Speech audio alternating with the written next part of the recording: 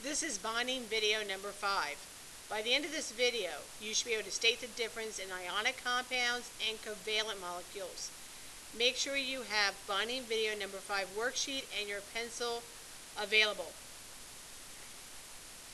Our example of an ionic compound is sodium chloride. Now, back from doing our Lewis dot diagrams, we would have shown a sodium ion with a positive charge and no ions, no electrons, and the chlorine ion that has gained the electron now has 8 electrons and a -1 charge. The reason why these two things attract each other is they have opposite charges. The opposite charges allow them to form that bond.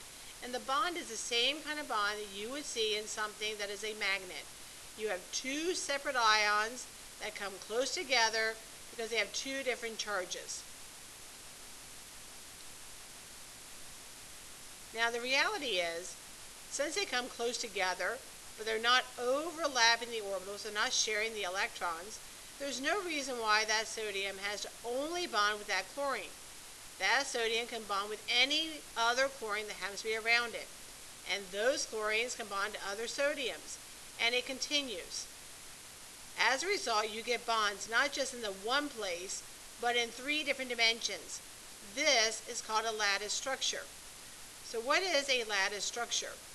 A lattice structure has some common properties to it. It is going to have bonds in 3 dimensions. It's not going to have just the one bond.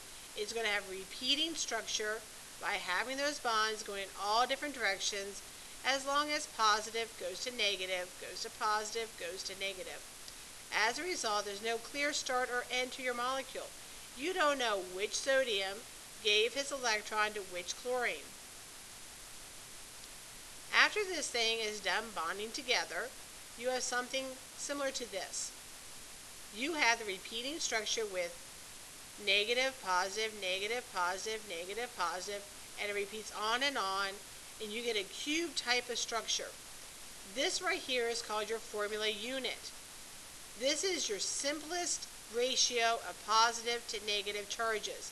It is the exact same thing as your name or your formula. So this is your simplest ratio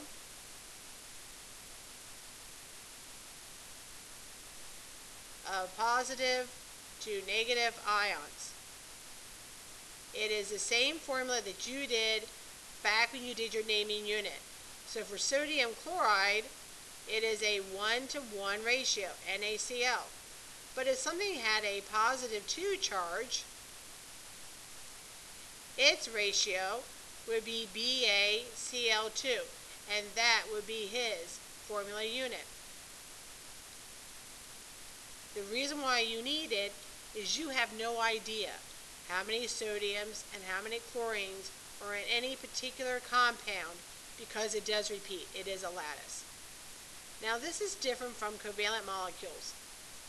Covalent molecules, that should say covalent molecule, would be an example like water.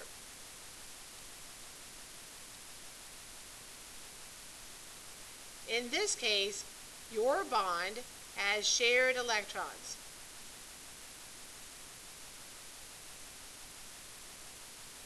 The orbital from oxygen has to overlap with the orbital from hydrogen so they can share. As a result, you get a molecule with a very specific bond, and it does not repeat. So if you had more than one water molecule, you would have something like this. Notice you do not have a bond from one water to the next. These things are not connected. Each molecule is its own molecule. You can tell where one starts and ends, and where the next one starts and ends, and the next one starts and ends, because they are not connected. They're their own individual molecules. So as a result, it is going to be easier for you to separate water molecules from each other than sodium chloride molecules, because these are not bonded together, but these repeat the bonds. This is true for any covalent molecule and any ionic one. The covalent molecules do not bond together, They're separate molecules. They're easy to separate from each other.